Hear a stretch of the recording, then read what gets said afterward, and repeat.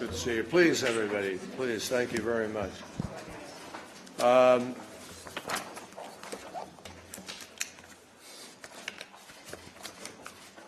good afternoon and hello and welcome to the treaty room of the State Department. We don't have a treaty to sign today, but we're delighted to be here. I'm really pleased to be joined by my colleague, Jeffrey Onyema, and very happy to welcome his distinguished delegation here today. The importance of today, which is a full day's meeting of the U.S.-Nigeria Binational Commission, is really underscored by the quality of the participants on both sides and the breadth of the discussion that we are having in the course of the day. Representatives from my government include leaders from the State Department, USAID, the Defense Department, Commerce Department, and several other key agencies. And Jim Entwistle, of course, our outstanding ambassador to Nigeria, is also here, as is the Nigerian Chargé d'Affaires, Hakeem Balogun, and welcome. And we're happy to have such broad representation at this important dialogue.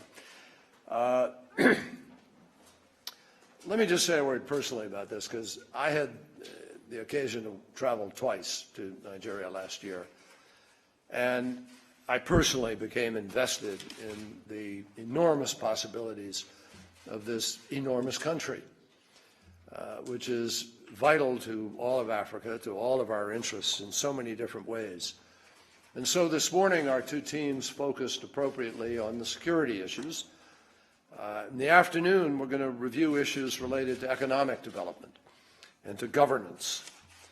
And in just a few minutes, we're going to have a working lunch, which will cover probably a little bit of a mix of both.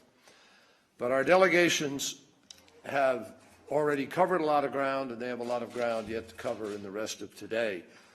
And I think it's fair to say that we both attach a very high value to this conversation.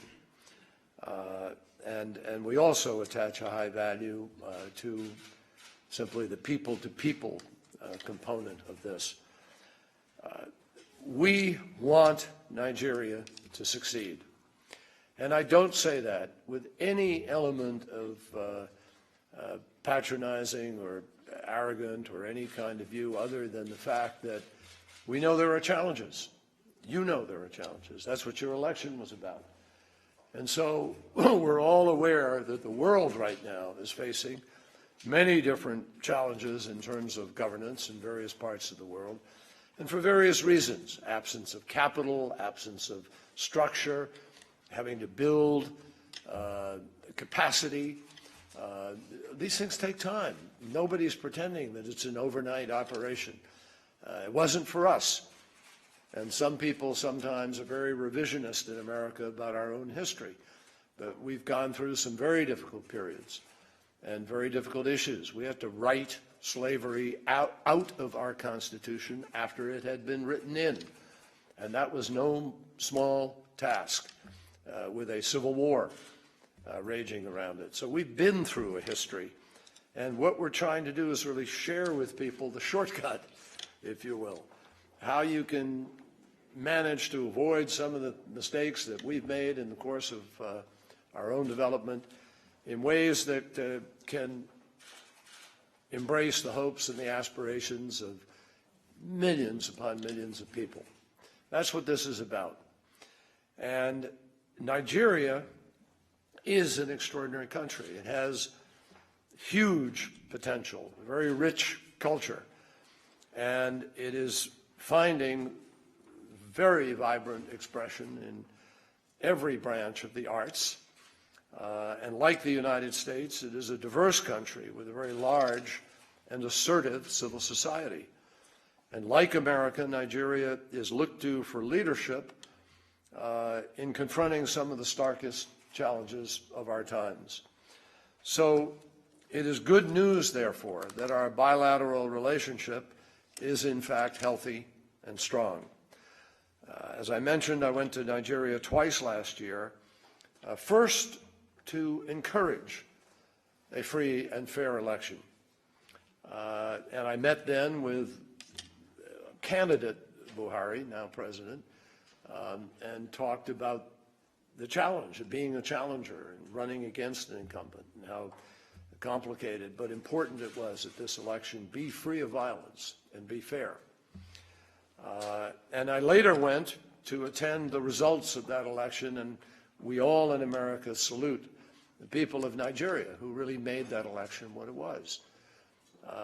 We salute the outcome, which gave me the privilege of attending President Buhari's inauguration. Commerce Secretary Pritzker has been among the first senior U.S. officials who've been to Nigeria recently. In her case, it was to highlight investment opportunities. And that is a theme that has been reinforced by yesterday's business forum here in Washington. So the United States, let me be clear, is very encouraged by President Buhari's commitment to an economy that is more diversified, less dependent on a single commodity for export earnings, and that means we need to develop sustainability. Sustainable growth depends on a climate that is welcoming to investment and respectful of the environment and of workers' rights. And we have learned in these last 25, 30 years that it is never a competition between the environment and development. That is a false choice, completely false, and particularly in the context of today's challenge of climate change. You can develop in ways that protect the environment and also are competitive and provide jobs for people. Now, Nigeria's future is in Nigerians' hands. We respect that. The United States is here to help, to meet your needs, to listen to you carefully, to understand what it is that you believe is necessary, and to work with you where we can to implement. Our development assistance this year will top $600 million. And we're working closely with your leaders, the leaders of your health ministry, to halt the misery that is spread by HIV/AIDS, by malaria, and by TB. Our Power Africa initiative is aimed at strengthening the energy sector, where a shortage in electricity has frustrated the population and impeded growth. And our long-term food security program, Feed the Future, is helping to create more efficient agriculture and to raise rural incomes in doing that. Our Young African Leaders program, in which many Nigerians participate, is preparing the next generation to take the reins of responsibility. And I will tell you, I have met with young African leaders, I've met with young Asian leaders, I've met with young leaders around the world. It is extraordinary how intelligent, how energized, how focused, how determined these young leaders are to meet the future and to define the future.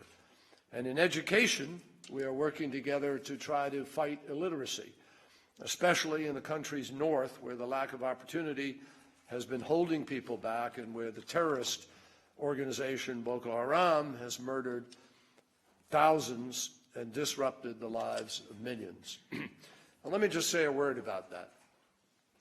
It is an outrage that any group anywhere would brainwash young people, including little girls, to strap explosives to their bodies and walk into an open marketplace with the intent of murdering their own families, neighbors, and themselves.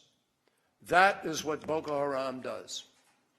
And that is why these terrorists have to be stopped, and why the United States of America and President Obama are deeply committed to help Nigeria in this struggle.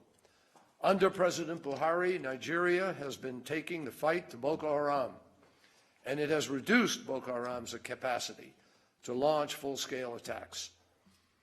However, the group still remains a threat, a serious threat to the entire region. And in recent months, our governments have been collaborating on new ways to institute security measures, including counter-IED equipment, improved information sharing, and training and equipping 2 infantry battalions. Now, I want to be clear. This aid is predicated on the understanding that even when countering a group as ruthless as Boko Haram, security forces have a duty to set the standard with respect to human rights. One abuse does not excuse another. Both our governments know that all military action is required to protect civilians from terrorists. The long-term solution requires effective governance and the creation of jobs that give young people a deep stake in the future of their communities. The threat that is posed by Boko Haram is serious, but it must not, and I really believe this, it will not be allowed to shape Nigeria's future. Nigeria is a country with an almost boundless capacity for economic growth.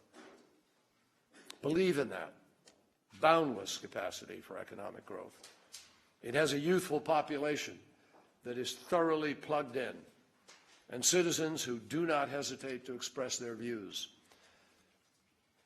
Nigeria is a country that is a responsible international partner and well positioned to contribute to the regional and global problem solving. But as both President Buhari and President Obama stressed, one of the largest and most stubborn obstacles is the persistence of corruption. To fight it, the United States strongly supports the efforts of institutions like Nigeria's Economic and Financial Crimes Commission to prosecute corruption cases. And we back the role of civil society and of the media in exposing corruption and in advocating for greater transparency. And we emphasize the message that the United States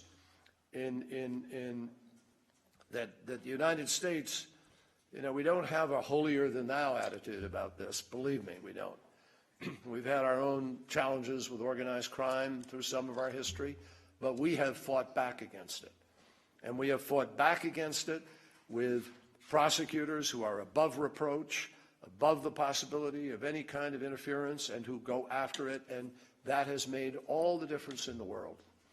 You cannot have impunity in your culture, in anybody's culture, and expect to be able to make progress. The truth is, and I've seen this as Secretary of State, and it's been an eye-opener for me, the numbers of countries in the world that are challenged today by corruption, where it is stealing the future from young people, stealing the future from all citizens. What happened in Tunisia with a fruit vendor who set himself on fire was not the result of religious indoctrination. It was a result of an individual who rebelled against an individual act of corruption by a policeman and who said, "I've had enough." So all of us need to heed the warning signs. And we emphasize that, as in the United States, the soliciting of a bribe at any level of government cannot be considered business as usual. It is a crime. America's first diplomat, Benjamin Franklin, was renowned for a lot of wise sayings. And one of them was simply that energy and persistence conquer all things. The great advantage in the U.S.-Nigeria relationship is that both of us, both sides, bring to the table a huge, deep well of energy and persistence. We are two great countries with a long list of shared goals. And our purpose today is to map out the next steps for cooperation in all of those areas where we need it. Now, as I said at the beginning, this doesn't transform things overnight. But I'll tell you absolutely positively, it moves us steadily forward. It creates momentum in the right direction, and that is good for Nigeria, it's good for the United States. And frankly, if we can get this right, that will really make a difference to the world. It will be an example of what can be achieved when you have determined leadership that is absolutely committed to getting on a different path and a different road. So that's the importance of today. A very, very important meeting, important opportunity, and I look forward to trying to make the most of it with you for the rest of the day. And with that, it's my great pleasure to turn to Jeffrey and give you the floor, sir. Thank you. Thank you very much indeed, Secretary Kerry. It's a tremendous pleasure for myself, as well as my delegation, to be here in this beautiful building and beautiful country. We really cannot thank yourself, your government, President Obama, for really the help and the support and the friendship that we have received from you. You've mentioned the fact that you've been to Nigeria twice, and of course you visited Nigeria at a very critical period in the history of our country. We cannot underestimate the impact that your visit and the support of your country has had in shaping the future for Nigeria. As you noted very well, we had really historic elections last year. And up until that point, it was really not very clear which direction things were going to go. And of course, we've had respect for the United States for a very long time. Your system of government is one that we've adopted. We had a Westminster model once upon a time, but we threw that aside and embraced the United States model. An expensive model it is too, but we're struggling as best we can, with it. We share the same values, and we respect very much what this great country has achieved, and this country has really become a model for all countries in the world, and we aspire to going some ways to emulating this model. Of course, it has not been easy for us as a country, as a people. We've also, in a very short period of time, gone through our trials and tribulations, as you have, civil war and numerous coups d'etats, and really struggling as a country to find the right path for ourselves. It hasn't been easy. It hasn't been easy at all. But the important thing is that we're still one as a country, just as you managed those years back to remain one. And of course, in remaining one, you managed to really change the history of the world in so many ways. We might not be that ambitious, but we certainly, aspire in remaining one to change things in our country and possibly also in our continent. So we come to those elections. We're extremely fortunate. You mentioned that you met at the time candidate Buhari, and he really has been an inspiration for our country. Of course, he had served at one time as a military head of state, and he has also made about 3 attempts to become president of the country. Now, as I said this morning, we're a country that really shouldn't be where we find ourselves today, economically, technologically, socially. We really, our successive governments have failed our people. A country blessed with such amazing resources, human resources, as you know here in the United States, with a countless number of Nigerians, a lot of them doing extremely well in your country. Tremendous human resources and also material resources. And we just have not been able, unfortunately, for any number of reasons, been able to utilize those amazing assets to deliver the kinds of prosperity to our people that they clearly deserve. And President Buhari has really persisted. He is somebody, as you all know, whose unimpeachable integrity is respected in Nigeria and around the world. And it was not an easy task for him in opposition to come into power, but as you found also with your incumbent president, anything and everything is possible. And you really just have to have that determination, that faith, and that belief, and that drive. And he had that. He had said initially that the last elections was going to be his last, but thankfully for us all, for our country, he didn't for once keep to his word, and he went and he became the president. And I said we owe the United States a great debt of gratitude, and yourself. Your coming to Nigeria when you did was extremely important because we were at a crossroads, and it sent a very powerful message that those elections had to be free and fair, and that you would tolerate nothing less. It really concentrated the minds of everybody involved, including the election tribunal personnel. And yes, we delivered really historic elections. Now, we believe where we were at the point of those elections, we were in a very bad place. However, one chooses to look at it. If we look at the situation of security, we were facing really an existential challenge. We had an insurgency that was overpowering our military and was taking territory, keeping territory, and hoisting flags declaring caliphates.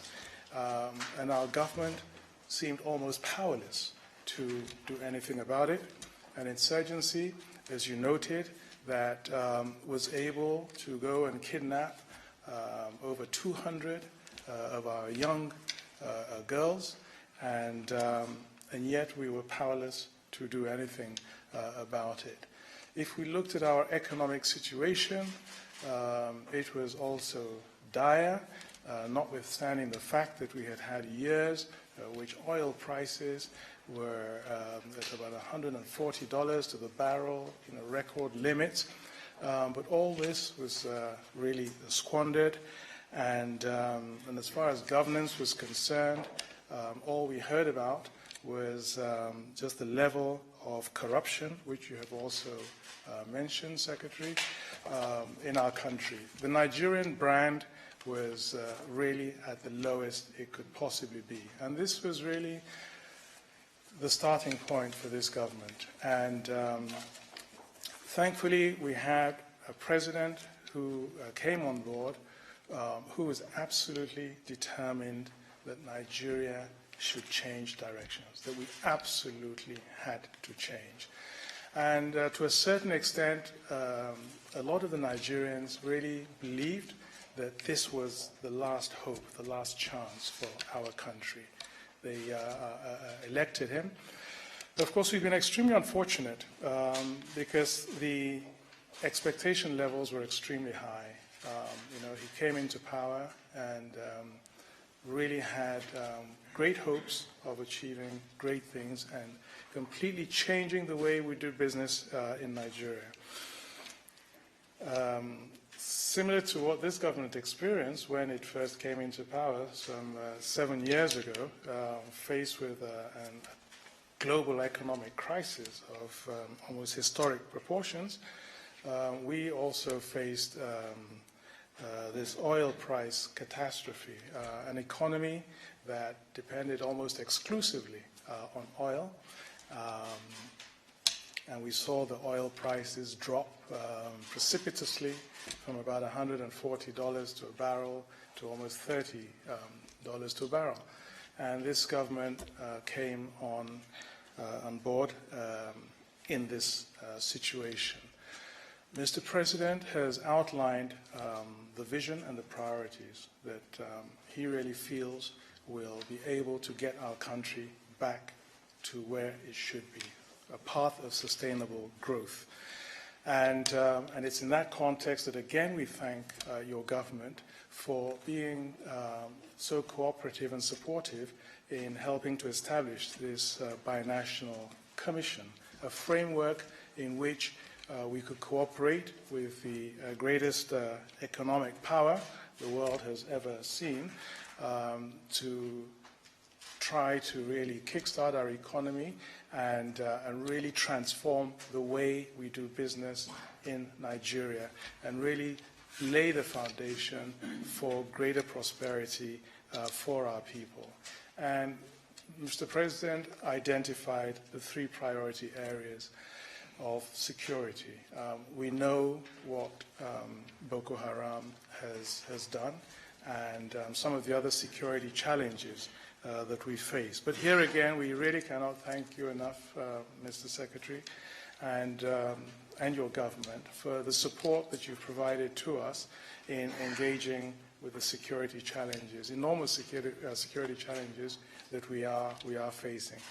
Of course, as we have now seen, it is now a global phenomenon, the terrorism, and it's interlinked around the world. So our coming together, cooperating to address that particular terrorist challenge is absolutely key and vital for the global community. And we cannot thank you enough for the support you have provided to us in that context. And of course, you know, we have almost 2 million displaced, internally displaced persons.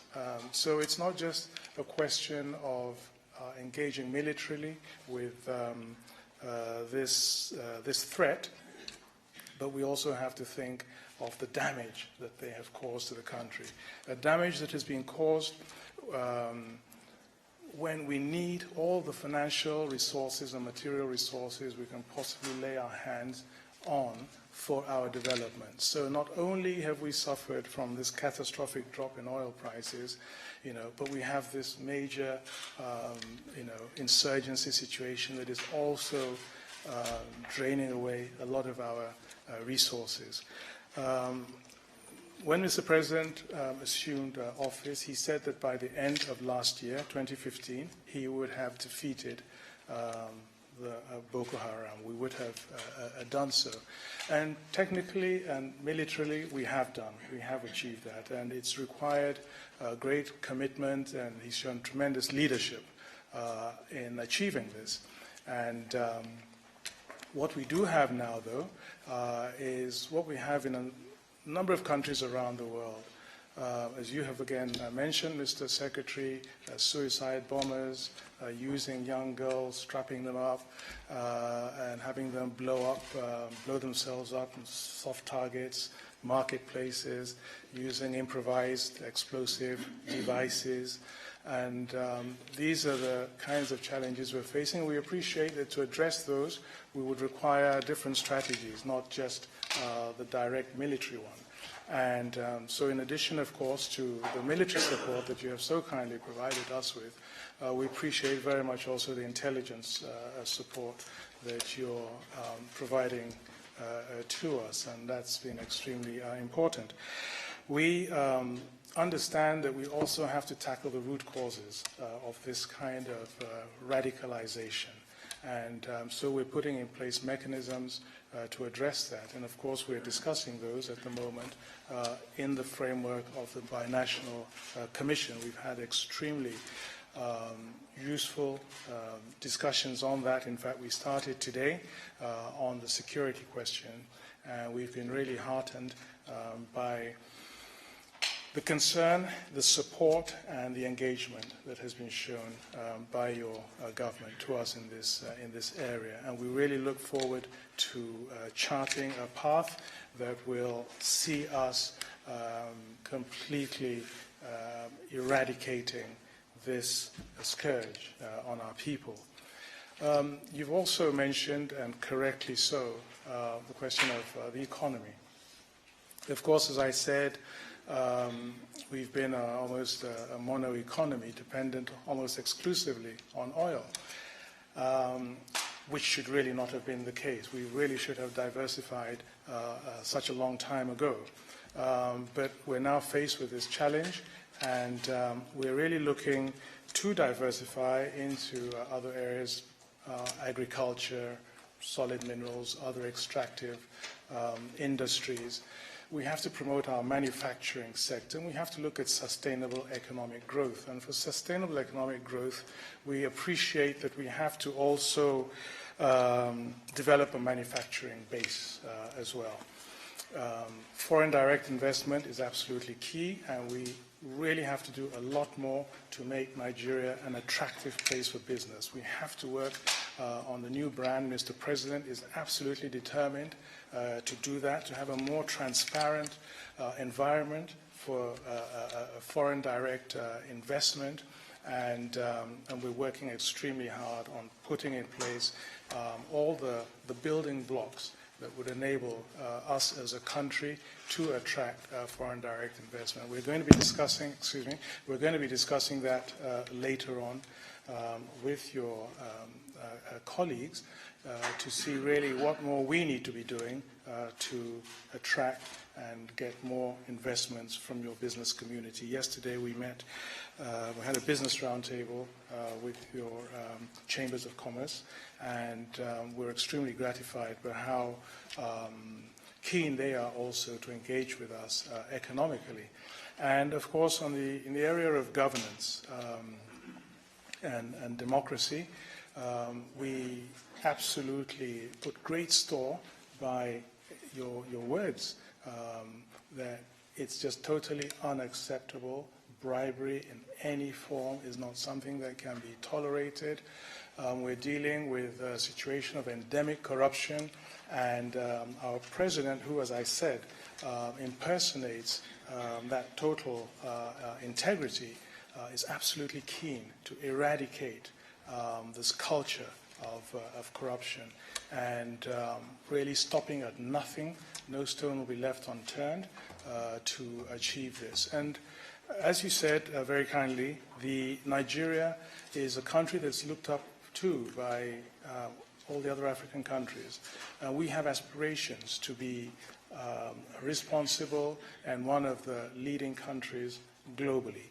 And for that, we have to take on and assume various responsibilities, such as ensuring peace on the African continent with our peacekeeping role, promoting greater African integration, and helping to promote democracy across Africa. And of course, what we were able to achieve last year with our elections has really given us a platform.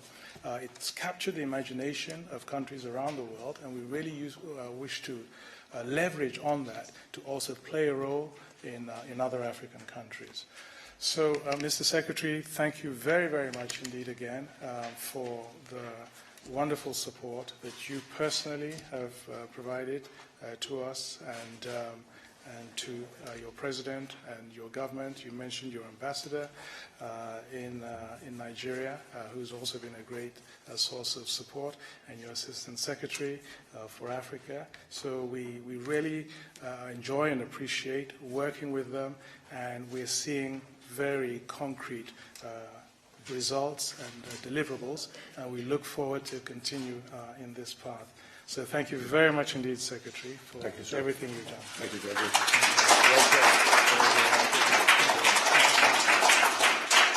Thank you all. Now we have to go to work.